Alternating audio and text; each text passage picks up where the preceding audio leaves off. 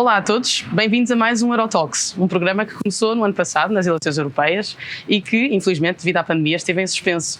Mas hoje regressei ao terreno e estou em Lisboa para conhecer o projeto da Maria Granel. Olá, Eunice. Olá, bom dia, Lívia. Obrigada. Bem-vinda à Maria Granel. Vamos entrar para conhecer? Vamos a isso.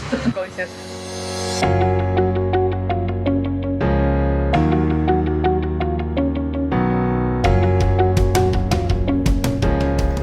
Olá a todos, as Eurotalks estão de volta e por causa da pandemia não foi possível gravar durante os últimos meses, nem no Parlamento, nem no exterior e, portanto, com as devidas precauções estamos de regresso. Estou de regresso hoje na companhia da Eunice, uma ativista pela sustentabilidade e empreendedora com o projeto da Maria Granel, que vamos estar a falar hoje. A Eunice é professora de português e de literatura portuguesa, é uma empreendedora pela sustentabilidade e hoje é esse o tema do Eurotalks. E vamos falar sobre o combate ao desperdício alimentar, um tema que tem estado bastante em voga. Eunice, gostava de começar por agradecer a disponibilidade para esta conversa sobre um tema que nos diz muito às duas. Às duas. Eu é que agradeço muitíssimo o interesse e a presença, Lídia, e o facto de regressar também escolhendo o nosso espaço. Portanto, muito obrigada por esta honra e pela oportunidade de poder estar aqui. Este também é um dos objetivos dos políticos, que é estar em contacto com, não só com o eleitorado, mas com os empresários, ouvir o que é que, para nós também aprendermos e podermos legislar melhor. Eunice, chamar à loja Maria Granel é provavelmente redutor. Além do projeto que visa promover a sustentabilidade, tanto ambiental como alimentar, a Maria Granel também acaba por ser uma missão. Como professora, sente que os modelos de negócio como este, que têm o objetivo da sustentabilidade, do combate ao desperdício alimentar, que acabam, no fundo, por ter uma vertente pedagógica, tem este lado de despertar consciências e de reeducar hábitos. Sim, sem dúvida. E não diria melhor. A Maria Granel, muito mais do que uma mercearia biológica a granel ou uma Zero Waste Store, é de facto uma missão, um compromisso com a redução de desperdício. E tem uma vertente fortemente pedagógica e é engraçado porque, sendo professora e tendo sido a minha formação toda dedicada ao ensino, nada na minha vida fazia prever que eu viesse a ser também merceeira, mas estes dois mundos estão completamente interligados e são complementares e, portanto, a nossa missão pedagógica, a nossa intervenção pedagógica acontece quer dentro de loja, mostrando às pessoas que é possível ter um consumo planificado e, portanto, mais responsável e mais sustentável. Acontece também quando mostramos que podem trazer os seus próprios recipientes de casa e reutilizarem esses recipientes, servindo-se apenas da quantidade de que verdadeiramente precisam e, desta forma, recusando embalagens e consumindo os produtos, os alimentos que correspondem a uma necessidade real. E depois acontece também dentro da loja, nesta zona em que estamos a gravar, temos uma longa mesa em que realizamos workshops, conversas, temos também exibição de documentários, discussões, encontros. Neste momento tudo isso está a acontecer online. E depois temos ainda um programa Zero, um trocadilho entre zero e herói, porque todos nós somos heróis na nossa escala individual, com cada gesto que adotamos. Nesse programa visitamos escolas, ajudamos as escolas a transformarem-se em escolas lixo zero, visitamos instituições, empresas e levamos esta mensagem de que com pequenas mudanças temos um grande impacto. Temos ainda um podcast, blog e nas redes sociais fazemos questão de mostrar às pessoas que não nos visitam e que vão acompanhando à distância, como é que podem nas suas casas fazer esta mudança, como é que podem acondicionar os produtos para aumentar a sua longevidade, como é que podem em cada área da casa reduzir o seu impacto. Eu nisso tocou num ponto para mim muito interessante porque eu comecei a perceber-me disso quando comecei a trabalhar e, portanto, quando precisava de fazer o meu almoço ou de comprar o meu almoço, que é a possibilidade das pessoas trazerem os seus recipientes isso foi uma coisa que sempre me causou muita preocupação, Sim. que é quando nós, por exemplo, se não trazemos o almoço de casa ou se vamos comprar ao supermercado, a quantidade de embalagens que nós desperdiçamos, porque Sim. são de utilização única.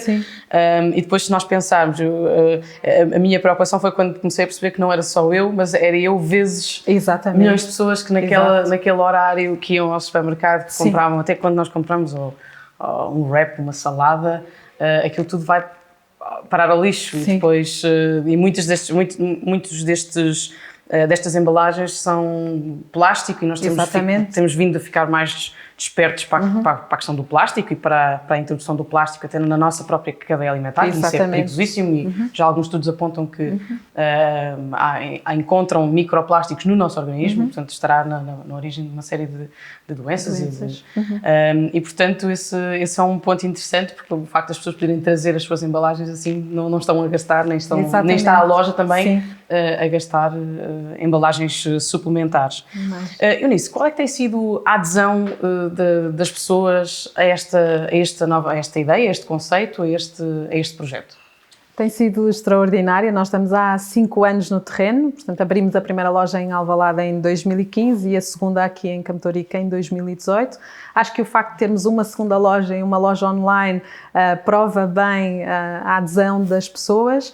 E se olharmos para o próprio mercado, vamos a perceber-nos que há grandes superfícies já com secções a granel e granel biológico, e isto é a prova de que o consumidor está a usar o seu poder e a sua voz para dar este sinal de que o granel, que foi o passado durante tanto tempo e faz parte do nosso imaginário coletivo e da mercearia tradicional de bairro, o granel, esse passado, é presente e é futuro.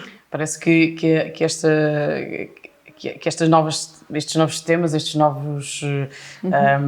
nova realidade em que a consciência ambiental sustentável parece-me estar a levar, a transportar para... A recuperar as raízes tradicionais das mercearias de bairro. E é interessante porque é um estudo muito recente, de junho de 2020, que foi conduzido pela Associação Zero Waste Europe e também com a colaboração da Réseau Vrac, que é a associação francesa, é uma rede que coordena lojas a granel na Europa, e esse estudo mostrava que é um setor em franco crescimento, não só do ponto de vista das vendas, também da geração de postos de trabalho, e depois com um impacto, lá está, não só social, não só económico, mas um impacto ambiental. Estamos a falar neste momento de 5.000 toneladas de embalagens que são evitadas por ano graças a estas lojas e a este setor de atividade, e estamos a falar também de uma receita que se prevê até 2030 de 1,2 a 3,5 mil milhões. Portanto, reparem como é um setor em franco crescimento e que deve ser olhado com atenção. E que espalha bem também as oportunidades de negócio que a mudança de paradigma promove. Que uma economia circular pode garantir. Exatamente. Sim. Eunice, Eunice, já estava a tocar com a Maria Granal. Se acontecer, nós estamos habituados. Muitas das pessoas que vão ouvir este programa, este Eurotalks, podem não ter uma mercearia próxima de casa. Sim. E isso é uma realidade também. É uma realidade. Atinge muitas pessoas. Em fevereiro, a Eunice lançou um livro, o Desafio Zero, que é um guia prático de redução de desperdício dentro e fora de casa, que compila uma série de conselhos e recomendações, muitos deles até baseados em experiências pessoais e também resultantes do conhecimento que a Eunice foi acumulando ao longo destes últimos anos sobre programas de boas práticas. Em Bruxelas, uma das comissões parlamentares que integro é dedicada ao ambiente, saúde pública e segurança alimentar. E um dos motivos que me traz aqui é, de facto, também ouvir a sua opinião sobre o combate ao desperdício alimentar e a recente estratégia nacional para este problema. Isto porque a Comissão Europeia propôs aos Estados-membros que fossem elaboradas estratégias nacionais que permitissem reduzir pelo menos 30% do desperdício até 2025. Portanto, não é um horizonte assim muito longínquo. Exato. Como é que a Eunice vê este problema e do contacto diário que tem com clientes e amigos? O que é que falta fazer? Eu acho que nós já estamos a fazer, nós estamos estamos a adotar um caminho que é essencial, portanto, temos um horizonte que é importante de redução e de combate a este desperdício alimentar. Acho que o trabalho que tem vindo a ser desenvolvido através desta estratégia, através dos projetos que estão no terreno, são essenciais. Tenho vindo a assistir também à implicação de várias entidades e da sociedade civil, e isso mais uma vez também é fundamental para que o combate aconteça e tenha consequências práticas.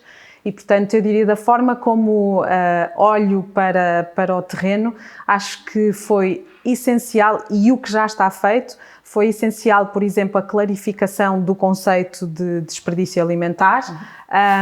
É também essencial que haja esta quantificação e que a nossa realidade portuguesa tenha sido comunicada, sabermos qual é a percentagem de perdas, que estas perdas, por exemplo, acontecem nos vários momentos da cadeia alimentar, mas que tem franca expressão, o desperdício tem franca expressão, sobretudo na distribuição, mas também ao nível do consumidor. Ou seja, neste momento nós temos de nos concentrar, e é isso que fazemos, e é também sobre isso que gosto de falar, nós temos de nos concentrar nas famílias e em dar ferramentas para que em casa todos nós possamos reduzir. Portanto, eu diria que passos muito importantes que foram dados, a clarificação e uniformização de conceitos, a quantificação desse desperdício na nossa realidade portuguesa e também o facto de termos delineado objetivos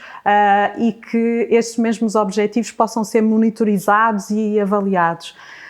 Depois nós temos, de facto, cada vez mais entidades a combater o desperdício, mas sinto que faz muita falta que todas estas iniciativas estejam devidamente rastreadas de norte a sul do país e que haja uma plataforma que comunique estas iniciativas e que elas possam perdurar, ou seja, que tenham uma continuidade no tempo e que possam também comunicar entre si. Porque esse é um risco deste novo paradigma, é que possa ser apenas uma moda e que depois eventualmente caia no esquecimento. Aliás, até com as prioridades que eventualmente se têm que adaptar, fruto da crise económica que esta pandemia trouxe. E, portanto, a criação desses mecanismos e dessas plataformas poderá ser uma forma de garantir que o conceito da sustentabilidade veio para ficar e que permanece no tempo. Sim. Para que as novas gerações possam possam viver e desfrutar do meio ambiente e do mundo como Sim, eu diria, há projetos que já estão a trabalhar e a combater este problema há décadas. Há novos projetos também a surgir e eu acho que esta plataforma, e tendo em conta até do ponto de vista tecnológico o grande potencial que temos em mãos, porque estaríamos a ajudar, por um lado, a evitar o risco e a ausência de acesso a bens alimentares quando estamos a desperdiçar, por outro lado. Portanto, seria uma garantia de acesso, seria uma garantia também de comunicação e de poder assinalar que há doadores e que há receptores. Acho que falta muito, do ponto de vista tecnológico, uma plataforma que o faça. Depois sinto também que, do ponto de vista da legislação, e tem melhorado bastante, mas acho que precisamos de uma simplificação e de uma interpretação também mais abrangente e que permita que haja doação de forma muito mais fácil, garantir essa doação. Porque há uma série de regras que têm que ser cumpridas para se fazer essas doações, até por questões de segurança alimentar. Exatamente.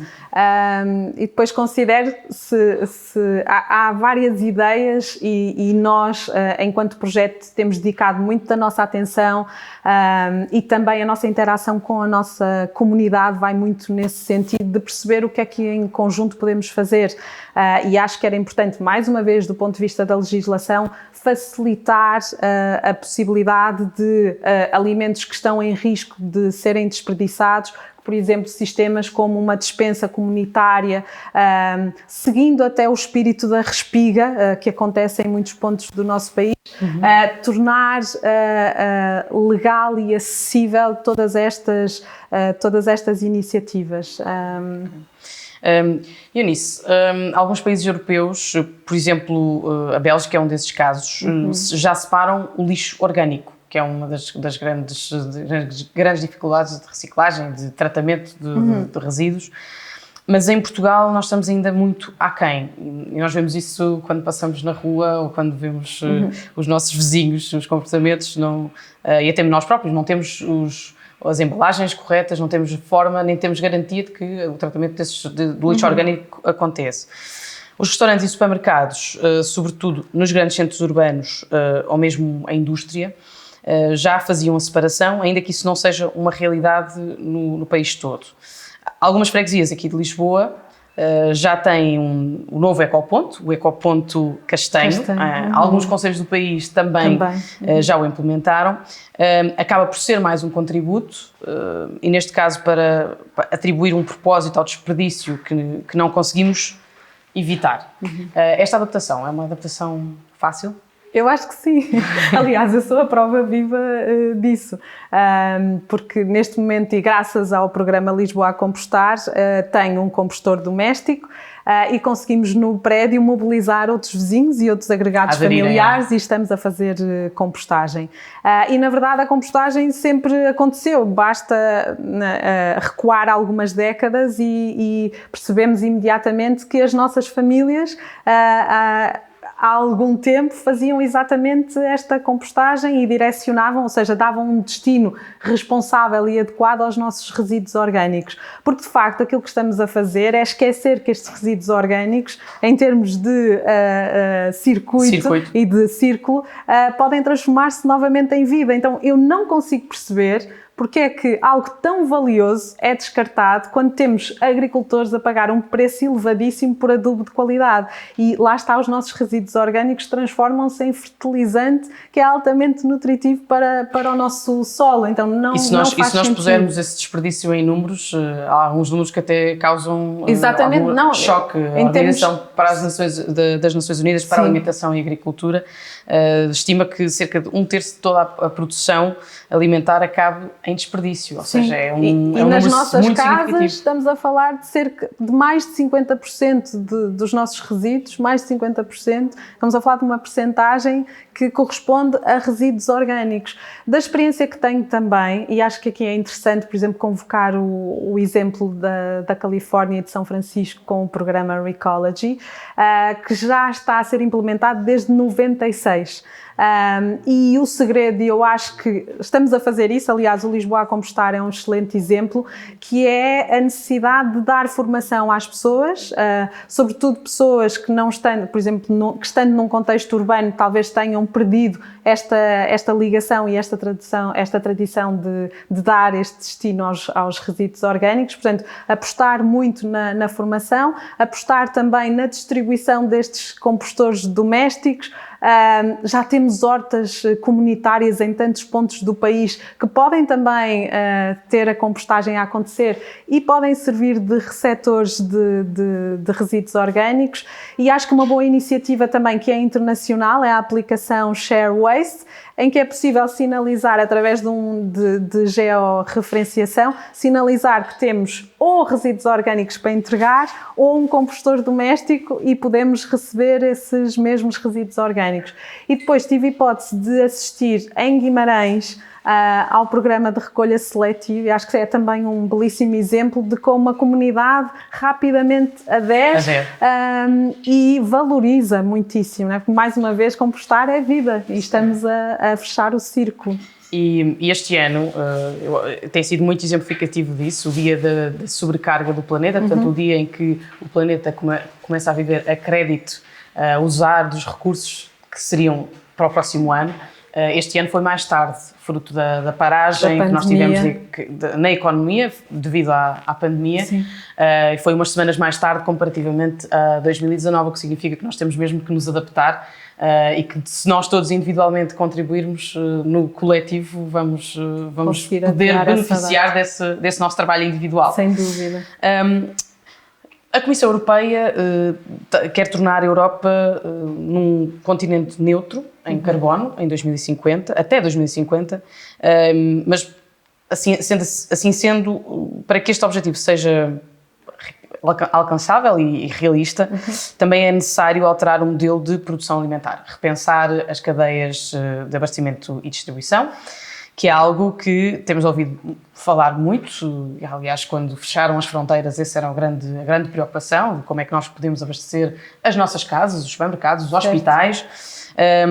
Temos de facto mudar os nossos hábitos de consumo e, acima de tudo, disseminar a informação, e portanto é tão bom este momento, esta nossa conversa, para também chegarmos a mais pessoas e aderirem a este novo conceito, não é?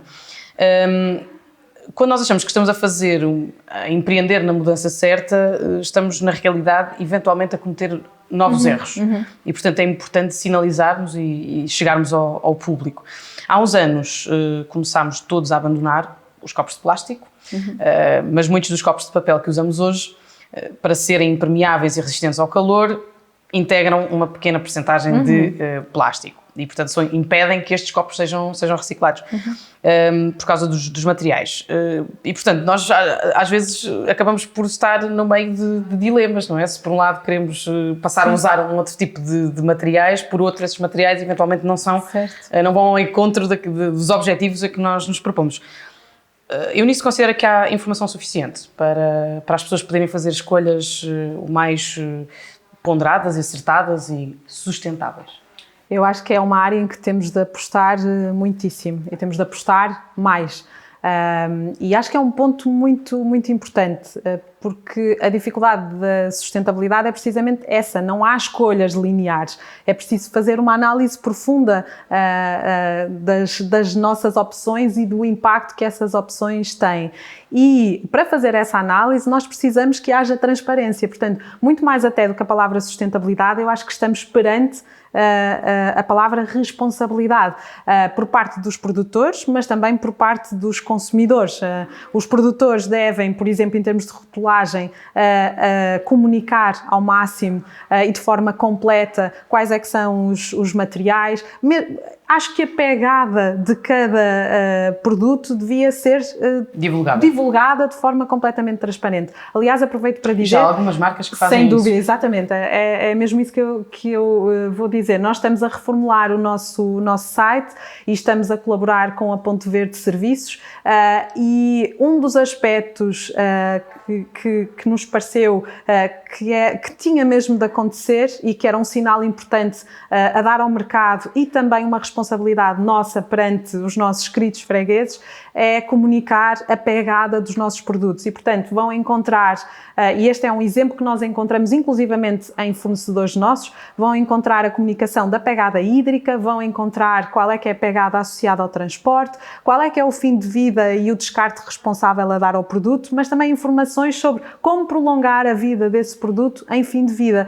E eu acho que isto devia ser generalizado, não devia ser por iniciativa do empresário que isto deveria acontecer, devia de facto acontecer em todos os casos, para as pessoas poderem fazer uma opção que é informada e que é consciente, sem sombra de dúvida.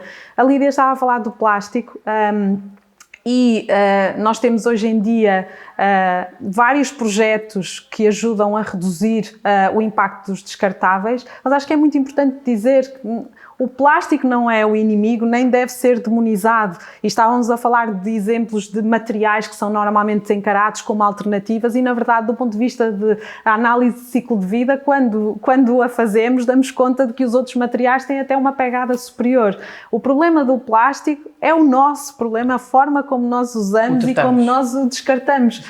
E, portanto, é preciso, de facto, haver informação e fazer com que esta informação chegue de forma muito clara, muito transparente às pessoas, seja através da rotulagem, enfim, vários mecanismos para a comunicar. Em Portugal, há alguns anos substituiu-se praticamente os sacos de plástico pelos sacos de papel. Sim, e de algodão. Mas a verdade é que muitos desses sacos consomem quantidades de água enormes para a produção. Claro. Um estudo da Agência da Proteção Ambiental na Dinamarca estima ou demonstra que um saco de algodão tem de ser utilizado milhares de vezes de forma a compensar o seu impacto ambiental comparativamente a um saco de plástico, por exemplo. E basta pensar, nós em casa temos já tantos sacos de plástico, de papel, de algodão, brindes. O mais sustentável, de facto, é usar aquilo que já temos. Para que estar a adquirir se já temos lá em casa? É reutilizar. Só uma última pergunta sobre este tema dos sacos de plástico. Nós sabemos que são muito nocivos e têm vindo a público uma série de reportagens relativamente a isso, reportagens que nos chocam e que agitam a nossa consciência, mas talvez os produtos devessem indicar o número de utilizações recomendado, porque a sustentabilidade também está na forma como utilizamos. Sem dúvida. O que é que a Eunice pensa disto? Eu acho que é fundamental nós adotarmos, até do ponto de vista do design, um design disruptivo, comprometido com a sustentabilidade e com a circularidade e, portanto, pensar não só nesta concepção do produto, mas ter sempre em conta a longevidade, a capacidade de reutilização deste produto e pensar, porque, de facto, nós estamos muito, a nossa economia linear está muito centrada na produção, mas esquece do fim de vida e nós precisamos de pensar no fim para dar um início, para dar continuidade e para dar vida. Então é essencial, sem dúvida. Eunice, estamos a chegar ao final da nossa conversa. Eu queria agradecer uma vez mais a disponibilidade e o melhor sucesso para aqui para a loja. Eu é que agradeço e gostava, e acho que foi muito importante nesta conversa porque deixa de facto alguns alertas e desperta o interesse também de muitas pessoas a quem esta conversa vai chegar para a problemática do ambiente, da sustentabilidade, da ligação com a política, do papel fundamental dos empresários, aqui da iniciativa privada, porque muitas coisas acontecem e às vezes nem vêm diretamente, não tem origem governamental ou parlamentar, vem mesmo da iniciativa de muitas empresas que têm aderido a este conceito. E eu acho que é fundamental ouvir os testemunhos in loco, dia a dia, de quem está no terreno e de quem contribui para um planeta mais sustentável. E isto também é muito importante para depois para todo o nosso trabalho legislativo e para não produzirmos apenas um conjunto de intenções, mas de leis que vão ao encontro daquilo que as comunidades e daquilo que o planeta precisa. Eu posso aproveitar estas palavras para deixar um pedido final importante para nós no setor do granel, que é de facto o enquadramento legal deste setor e precisamos muito, olhando para o panorama europeu, nós temos neste momento países que eu diria que estão na vanguarda do setor do granel, nomeadamente França, Itália, Alemanha, e no caso de Portugal nós temos um enquadramento legal que é totalmente obsoleto e precisamos de olhar para o granel. Eu falei há pouco daquele estudo, o granel é o futuro, nós precisamos de leis que respondam ao espírito do tempo e que respondam também a esta preocupação com a sustentabilidade, e aquilo que sentimos no terreno é que estas leis funcionam como obstáculos e não como um incentivo, e acho que está na hora não só de rever estas leis, regular regular este setor com medidas específicas para higiene e segurança alimentar nestes espaços, porque isso é sobretudo o fundamental, em vez de estar a regular e a impor pré-embalagem, por exemplo, do arroz, que é um decreto de lei de 2017 que nos proíbe a venda a granel do arroz. E atenção que o arroz é a base da alimentação das nossas famílias, portanto não faz sentido, quando a Europa está a lutar contra o plástico de uso único, contra as embalagens, quando Portugal está a seguir este trajeto também de luta e de redução do desperdício, que haja este obstáculo do ponto de vista legal, sem dúvida. E por outro lado, eu acho também que está na hora, e há outros sinais noutros países, de, por exemplo, termos uma política fiscal indutora de comportamentos que protejam a sustentabilidade do planeta. Por que não baixar a taxa do IVA para produtos a granel? Eu acho que o consumidor nos está a dar este sinal.